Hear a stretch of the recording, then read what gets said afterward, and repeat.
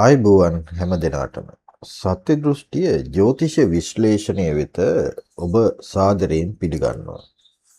ජ්‍යොතිෂ විද්‍යාවට අනුව ග්‍රහලොව රජු එහෙම නැත්නම් ආත්මකාරකයාණන් වන රවි ග්‍රහයා තමන්ගේ සතුරු රාශියක් වූ වෘෂභ රාශියේ ඉඳලා තමන්ගේම සම මිතුරෙක් වෙන බුධ ග්‍රහයාට අයිති මිථුන රාශියට සංක්‍රමණය වන්න නියමිතයි.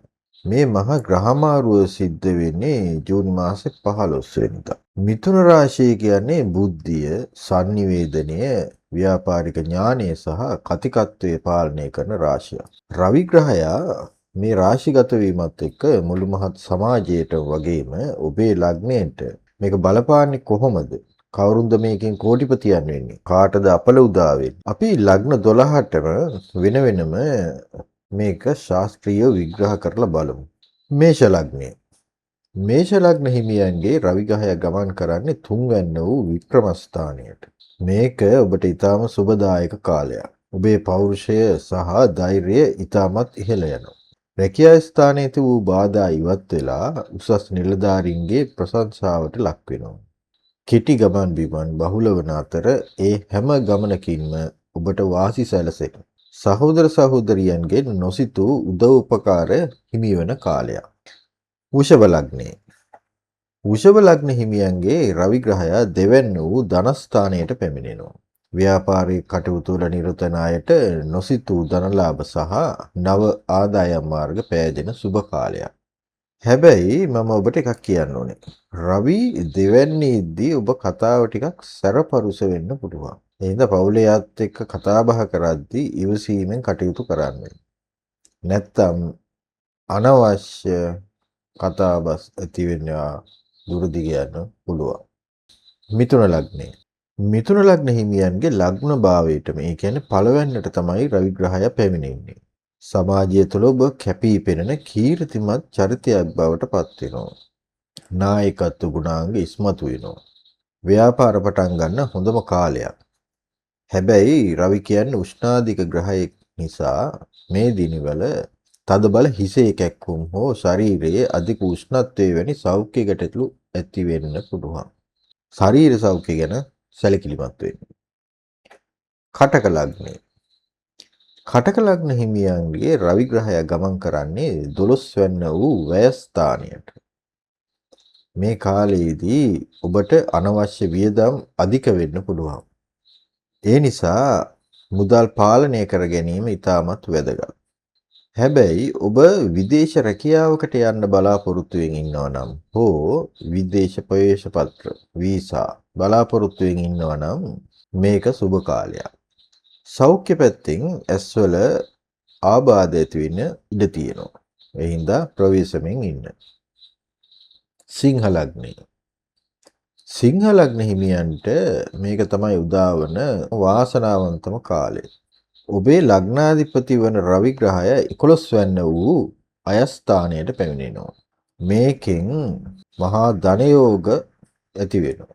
නොසිතූ අයුරින් අතමිට සරු වෙනවා. ලොතරැයි ජයග්‍රහණ පරණ ණය මුදල් පවා ලැබෙන්න ඉඩ තියෙනවා. සමාජයේ ඉහළ ප්‍රභූන්ගෙන් හා උසස් නිලධාරීන්ගෙන් උදව් උපකාර හිමි වෙනවා. කන්‍යා ලග්නය. කන්‍යා ලග්න හිමියන්ගේ රවි ග්‍රහය 10 වැන්න වූ කර්මස්ථානයට පැමිණ දිග්බල වෙනවා. රැකියාලාභීන්ගේ සියලු ප්‍රශ්න නිමාවන කාලයක්.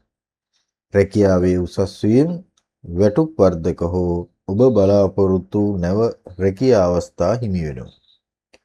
දේශපාලන හෝ රාජ්‍යාංශයේ රැකියා කරන අයට සුබ කාලයක්.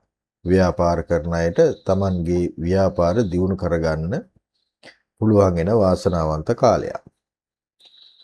තුලා ලග්නය.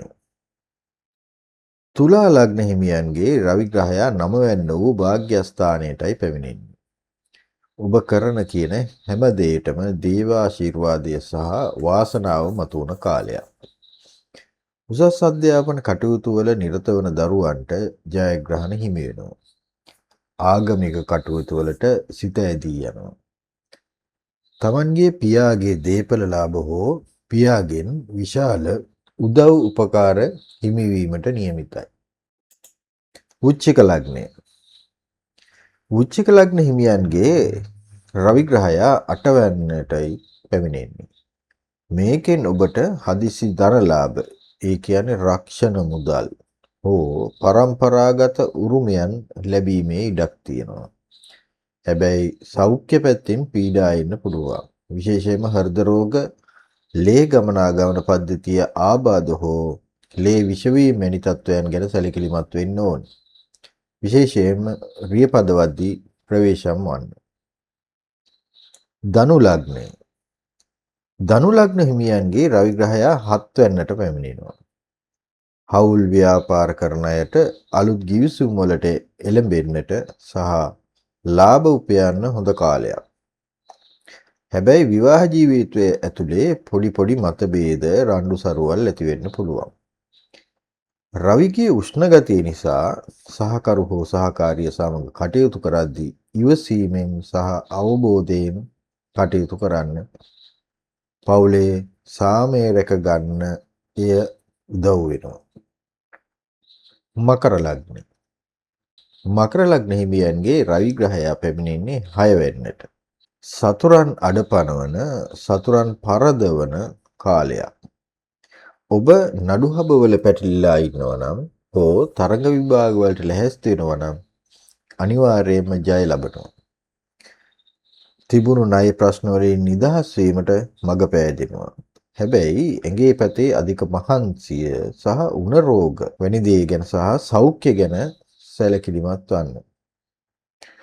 කුම්භ ලග්නය. කුම්භ ලග්න හිමියන්ගේ රවි ග්‍රහය පස්වැන්න වූ පුත්‍රස්ථානයට පැමිණෙනවා. දරුලාභ බලාපොරොත්තුවෙන් සිටිය අයට ඉතාමත් සුබ ආරංචි ලැබෙන කාලයක්. දරුවන්ගේ අධ්‍යාපන කටයුතු සාර්ථක වෙනවා. නිර්මාණශීලී ක්ෂේත්‍රවල වැඩ කරන අයට ජයග්‍රහණ ලැබෙනවා. හැබැයි ප්‍රේම සම්බන්ධතා පවත්වන අයට අනවශ්‍ය මතභේද නිසා ප්‍රේම සම්බන්ධතා බිඳවැටීමේ අවදානමක් තියෙනවා. මීන ලග්නය. මීන ලග්න හිමියන්ගේ රවි ග්‍රහය 4 වෙනිදට පැමිණෙනවා. නිවාස ඉඩකඩම්, දීපල හෝ අලුතින් වාහන මිලදී ගැනීමට බලාපොරොත්තු වුණ අයට සුබ කාලයක්. ගෘහ ජීවිතේ සතුටින් ගත කරන්න පුළුවන්. හැබැයි Tamanගේ මවගේ සෞඛ්‍ය තත්ත්වය ගැන වෙනදාට වඩා සැලකිලිමත් වෙන්න. රැකියා ස්ථානයේ තියෙන පීඩනය සහ තරහව ගෙදරට ගෙන ඒමෙන් වළකින්න. රවි අපලයේ තියෙන අය වගේම රවි මාරුවෙන් උපරිම ඵල නෙලා ගන්න කැමති හැමෝම මේ වත් පිළිවෙත් කරන්න. හැමදාම උදේ පාන්දර ඉර පායන වෙලාවට සූර්යයා දිස බලාගෙන සූර්ය වන්දනාව කරන්න. ඉරිදා දිනවල හැකිතාක් නිර්මාංශ වෙන්න. එහෙම නැත්නම් බෝධියකට රතු පාට මල් පූජා කරලා ආශිර්වාද ලබා ගන්න. උදේ කාලයේදී දුප්පත් අයට හෝ කිරියම්මලාට දානයක් උදව් උපකාරයක් කරන්න.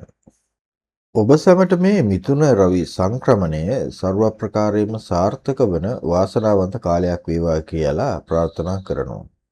ජ්‍යොතිෂයේ මෙවැනි සත්‍ය විග්‍රහයන් දිගට බලන්න අපේ සත්‍ය දෘෂ්ටිය YouTube channel එක subscribe කරලා තියාගන්න. ස්තුතියි. ජය වේවා.